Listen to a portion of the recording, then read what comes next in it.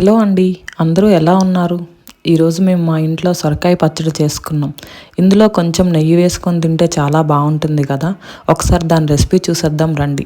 కడాయి పెట్టుకొని అందులో table spoon oil వేసుకోవాలి. అది కొంచెం వేడయ్యాక పావు టీ స్పూన్ జీలకర్ర, పావు టీ స్పూన్ ధనియాలు, 2 వెల్లుల్లి రెబ్బలు, 4-5 పచ్చిమిరపకాయలు వేసుకోవాలి.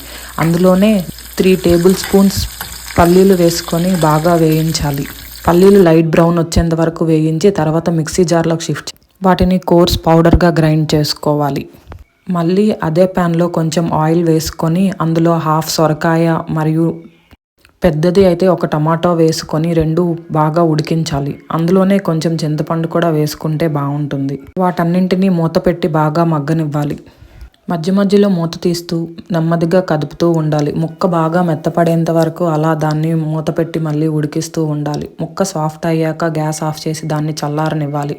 అది చల్లగా అయ్యాక ఇందాక పౌడర్ చేసుకున్నాం కదా, అదే జార్లో షిఫ్ట్ చేసుకొని దానికి తగినంత ఉప్పు కూడా వేసుకోవాలి. అందులోనే మొత్తం రోటి పచ్చడి కన్సిస్టెన్సీలో బ్లెండ్ చేసుకొని దాన్ని ఒక బౌల్లోకి షిఫ్ట్ చేసుకోవాలి. దానికి తాలింపు కూడా వేసుకుంటే బాగుంటుంది. అదే ప్యాన్లో టేబుల్ స్పూన్ ఆయిల్ వేసుకొని పావు టేబుల్ స్పూన్ జీలకర్ర, పావు టేబుల్ స్పూన్ ఆవాలు మరియు ఒక్కో టేబుల్ స్పూన్ శనగపప్పు అండ్ మినపగుళ్ళు కూడా వేసుకోవాలి. అందులోనే 2 ఎండుమిర్చి కూడా యాడ్ చేసుకోవాలి. అంతా ఫ్రై అయ్యాక కొంచెం కరివేపాకు కూడా వేసుకుంటే బాగుంటుంది. పప్పులు అన్నీ లైట్ బ్రౌన్ వచ్చేంత వరకు ఫ్రై చేసి దాన్ని ఇంతకుముందు మనం పచ్చడి వేసుకున్న దానిపైన వేసుకుంటే చాలా బాగుంటుంది. ఒకసారి ట్రై చేసి చూడండి.